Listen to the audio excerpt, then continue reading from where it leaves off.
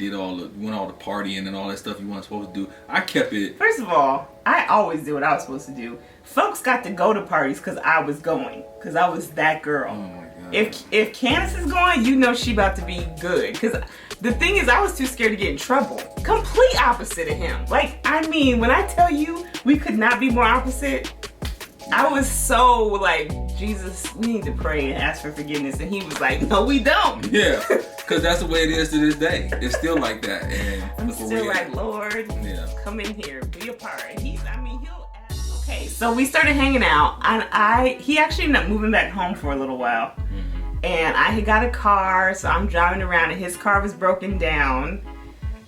Which was cute because that was another story. Like, he got this car that he loved so much, and he came over to my house. It was like super late because I think I had to be home at midnight, and he came over at like 11:30 to show me this new car he got, and we went driving around in it. Anyway, it broke down.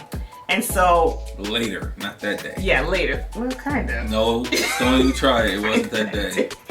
So later, we were hanging out, and we would hang out after school a lot. I would get off of school and then come over to his house. Well, this one particular day, he kept asking me to skip school.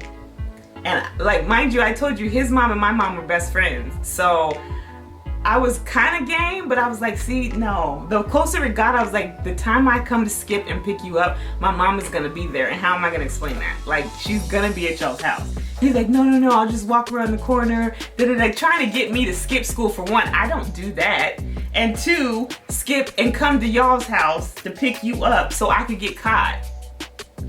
Not a good plan. Did I ever get caught? Did I ever get caught for anything I did? We're getting to that. Mm-hmm. Yeah. So he thought I was gonna skip. I was supposed to leave my school at like right after lunch, 12:30 or something. Come scoop him, and we was just gonna kick it the rest of the day. Well, I got cold feet because I was like, my mom's gonna be there, and I'm not trying to get my car taken. I'm not trying to get in trouble. So I didn't go, and I was waiting all day. I knew he was gonna be mad, and when I got there at 2 something, I knew I was gonna have to be like, like, I'm sorry. I get out of school and I'm nervous because I know I'm gonna have to explain to him why I didn't show up. Mm-hmm. And sure enough, as soon as I pull up, guess whose car was in the driveway? My mom's. Mm-hmm. So I'm thinking like, see, this is why I knew she was gonna be there. He ain't gonna get me in trouble. So I walk in the house and I'm like, acting like this is just my first time planning to be there. And I was like, what you doing here? To my mom, she's like, yeah, come in here and sit down. So right when she said that, and I see his mom is upset. And I said, oh crap, they done found out we were supposed to skip. And my mom's like, come sit down, because she about to tell me like, I busted you. And I'm trying to think, like, how would she know that I was gonna skip? Well, then I was like, why is his mom crying like that though? Like, that's weird.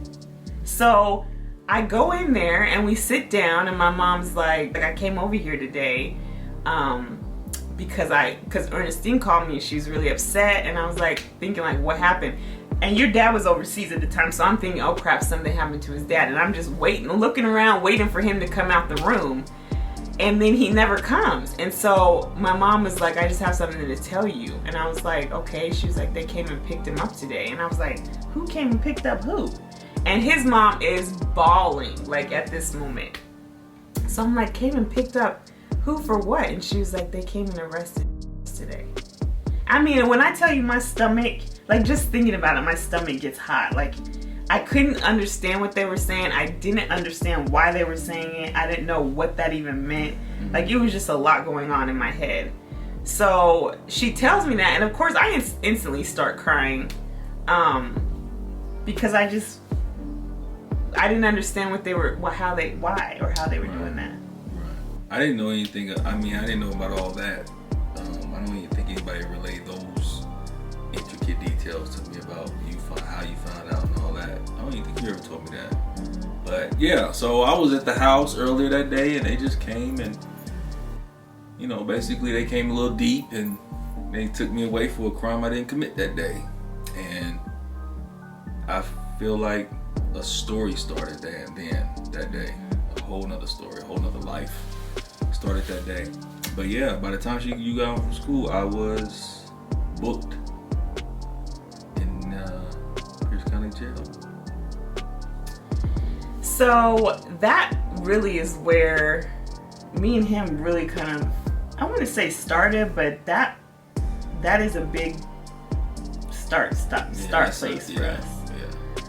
Because the whole time when we found out, and I found out the story of like what happened and who they said did this and what they're accusing him of, everybody was just like, okay, how did they even pick him? I mean, the story was so ridiculous. So ridiculous. The person at the time was saying it wasn't him. Like, they asked if it was people he knew. He was saying no. There was times before that where the company that the incident happened at was on the news asking, like, if you're an old worker, which he was, could you come down? He voluntarily went down. He knew the guy that was injured, so that was kind of, I think, why you participated in going down there. I'm not really sure. Yeah. But then, so we kind of knew that going up to it. So for him to be volunteering and stuff, I just thought, okay, he gives information and he'll be on his way, or he'll tell them what they're asking for. And I'm just really naive and still very much like when I tell you, I just believed that America was the best place to live, that God was going to, if I prayed and lived right, everything I wanted was going to happen. That it's not true, so how could not true things happen, like, go any further? Like, I was so just optimistic and just naively ready for this to be over with, because it didn't make any sense. The night that it all happened, like, me and him had talked a few times, so I knew what was going on with him, and there was like, what? How are they gonna say that he did this? So that was kind of where it all started, and the story just like continued and continued. Every time we thought there was gonna be an end, it never ended. Never. It just kept going. Through that whole time, like, we would go, his family was still pretty involved with his life at the time. Yeah. My mom was like, that's her boy. She's trying to be Miss Private Eye investigator on the whole case. Like, she was taking that on. Of course, I'm supporting him, trying to understand this whole jail thing, like, never been involved with anything like that. So we're just like, okay, fine. They're gonna keep him in jail for the trial. Once we get to the trial, it'll come out, it'll be fine. He'll come home. I remember them asking him at one point, though, was this before the trial that they came with the plea? Yes. So while I was waiting for the trial, they came with a plea, and they were like, you sign on dotted line right now for 13 years and you'll be out in 11. A good time, and you can take that right now. And it was never my intention to take a plea. However, I didn't want to say no without speaking to somebody that cared about me or whatever. And all those people I couldn't find. My mom and his mom were out and about in the streets. This was before cell phones were really a big deal. Like, people didn't just have them. So his mom was with my mom, and they was out doing whatever they were doing. And I was literally getting out of the shower, and the phone rang, and it was him, and he was telling me, like, they want me to take this plea. And I was like struggling with it, because like I said, it's like, for me to admit to something that I didn't do is something to this day I can't do. Like, and so that would have called for me to say, yes, I committed this crime, and I did all these A, B, and C's, and I just couldn't do it. It was a struggle. But I also saw everybody around me getting all this time, so I was like, I don't want to be one of these cats. This 11 years ain't too bad. And I'm like, if you didn't do it, why would you say you did something you didn't do? How could you even consider that? Literally, like, why are we even talking about it? Candace was she wasn't hip to the system at the time. No, not at all. And the system still looked a certain way to her. And for years it had looked a different way to me. And so I kind of knew what it was going in. But that was me knowing what the system was like was what made me consider that deal. Mm-hmm. That was the only thing that made me consider it. Is I know it doesn't work for us. And so here we go. She gave me the advice that I needed, which was don't do it, because that's where I was leaning anyway, and I didn't do it, and so I go to trial. And that's a whole cluster. Yeah, that's a whole other story. That's a lot. Wait for the documentary. But long story short, go to the trial. It didn't end in my favor, and I ended up getting sentenced to 26 years. 26 years for attempted murder and robbery. Because I was in high school at the time, and my mom had let me miss a couple days to go to this trial. So I went, and then the trial was supposed to be a week, and I think it went in 2 weeks. It was 2 weeks. And so that second week, she was like, no, you got to go back to school. And so I would try to get out of school and go straight there if they were still in trial. And so I would go, and while the jury was deliberating, I would go and just sit, because the judge or the attorney was always saying it's good for the jury to see his family and support there. So it'd be a number of us sitting out there waiting. And this one day, the day before they came back with the verdict, there was 2 black ladies on there, and they were like, we would be like looking at them like, y'all, come on. And they would always, smile and give us a head nod, and we just felt really confident that they were on the jury, because it was so much that you knew that they would see through it. And the one day, the older black lady came out, and she was bawling hysterically and would not look at us, but she had been looking at us every day. And my heart just sank, because I knew what was coming. So, of course, they give us the guilty verdict, and we're still thinking okay, well, now we know we got to appeal. Mm-hmm. We're going to get this appeal, flip it, he going to be out 2 years maybe. 2 years turned to 5 years. We had appeal, and the appeals just did not work in our favor for a long time. Mm-hmm. And I think that people always ask me, how did you stay with him? For one, it was definite faith and hope, because I always hoped.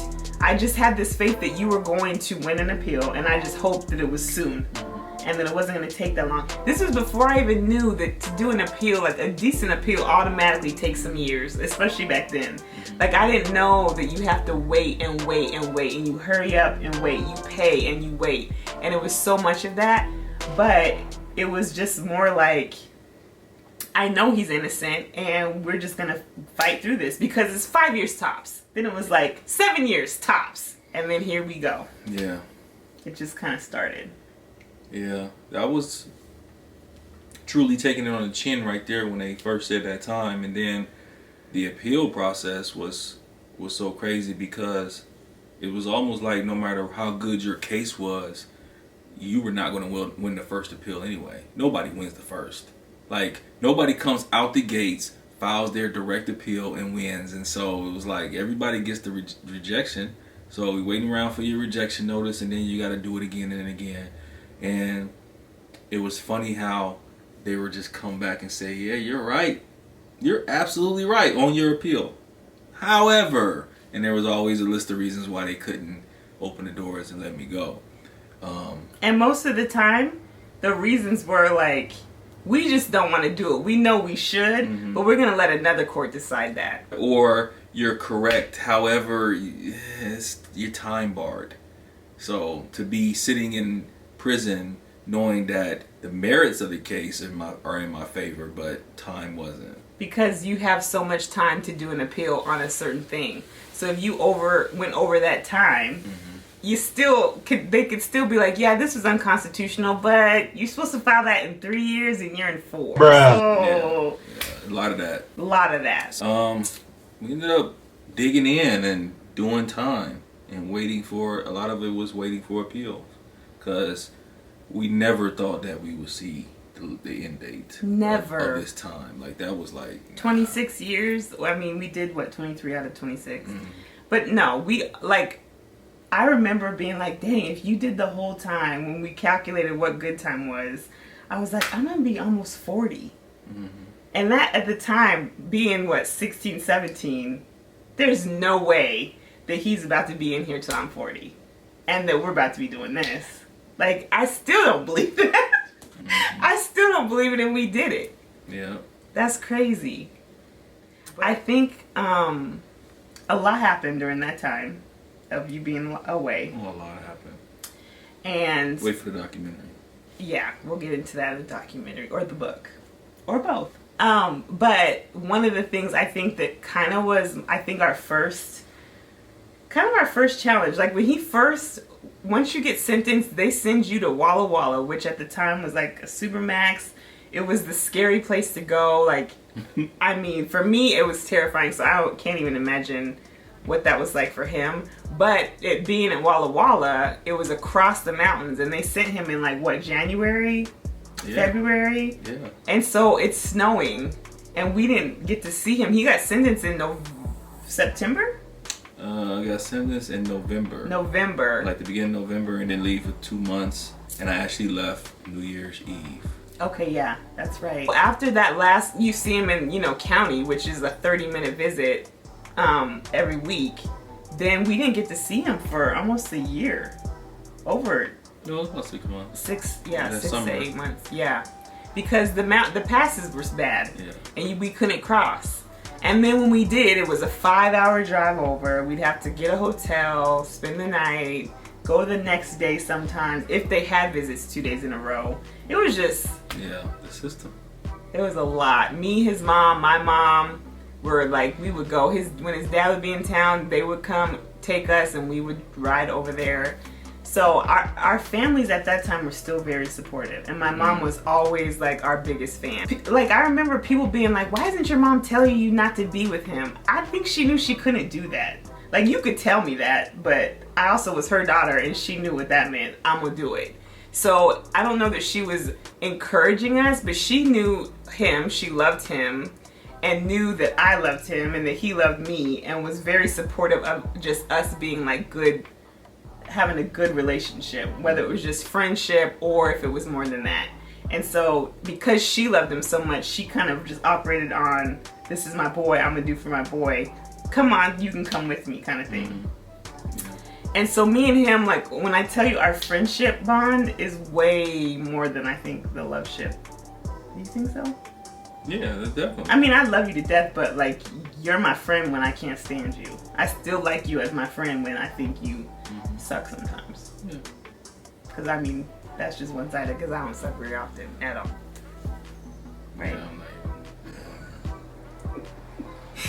so over the 20 years, we had a lot of things happen. Mostly, I mean, we had some good things, but some of the big things that happened that kind of changed our trajectory of our relationship were not necessarily happy things. Right. One of the first things that was a good thing, I guess, was when I went away to school. I went to Wazoo, and so even though I was closer to him in proximity, it was like we were still worlds apart, because like I said, this was before cell phones were really that popular, and at the time, like, you couldn't even accept prison calls on a cell phone because it would disconnect all the time. And phone calls were super expensive, especially because he was all the way over there. They were like $18 for 20 minutes. So ain't nobody talking that crazy. So that 2 years of me over there was really a transition. When I'd come home on breaks, I would go visit him a lot, or try to visit him as much as I could. But that first year was really hard. Yeah, all I saw was the top of the walls, because that's all you can see Walla Walla. The top of the walls and the top of a tree. And that was my world. And I knew you was in college. Yeah. And I write you all the time and try to stay in touch with you, but I mean, a lot of letters. But I was in college. But yeah, she was in college and she was enjoying life and everything. And I wanted her to, but I didn't know how to want her to. You know what I mean? You know, it's just like you're in this situation and your woman's over there, and it's like, not that I like had any doubts about her or her conduct or anything like that. It's almost like a selfish part of you that wants to have fun too. I mean, I ain't having fun. Right. And it's like, I'm over here doing this. And yeah, that was hard. I mean, I think too, like, one thing that he's never had to worry about with me, and that's because I was such a church girl. Like, I was a church girl, so I was not entertaining nobody that I was not supposed to be entertaining. And I wish they would, and they would, but I'd be like, nope, got my man, and that's what we doing. So they heard about me over there too. They knew about me. They did. Actually, they knew some, but I know a lot of people, even to this day, people thought I made you up. They was like, she ain't got no man. She knows she ain't got no man. She talk about this dude. Ain't nobody ever seen him. I never see her on the phone. Like, girls would literally be like, okay, sure you do. And I was like, I do. Well, guess what, y'all? She got a man. Yeah. She got a man. So that was kind of our first big obstacle. And then, unexpectedly, that was my first year at Wazoo. So I went to Wazoo in September, or I'm sorry, August. And by March, my mom passed away. very unexpectedly. I mean, that was significant in so many ways. I mean, of course, I lost my mother, but she really was like our only support for a lot of the time. Like, he'd been away, maybe 2 years at that point, and it's so like people just fall off.